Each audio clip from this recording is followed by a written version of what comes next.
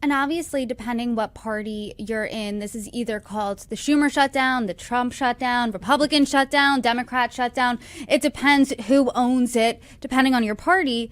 But I am curious.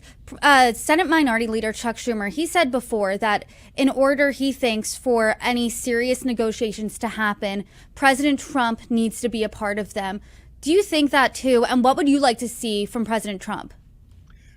Look, I know that in politics, folks rarely like to go back and look at the facts and figure out what's really going on.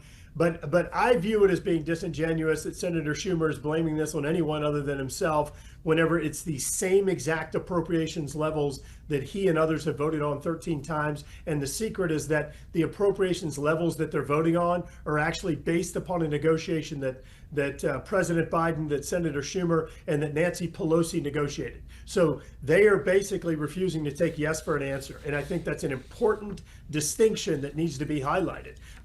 In regard to President Trump's involvement in negotiations, at some point he'll have to be involved in negotiations in order for government to be open, because President Trump will have to sign the appropriations measure into law. But I mean, I understand President Trump's position. He's saying, I'm trying to have them agree to the same thing they've agreed to over and over again, the same appropriations levels that they've negotiated. And shutting down the government just proves that the impacts are not widespread. The average American, as you indicated, doesn't even know government shutdown and certainly are not seeing big impacts. And so let's figure out where there are impacts. And that gives guidance to Russ Vought at the Office of Management and Budget. It gives advice or guidance to the president on which programs actually need to be resumed and which ones haven't caused any impact on the United States, and said another way, are a complete waste of taxpayer dollars.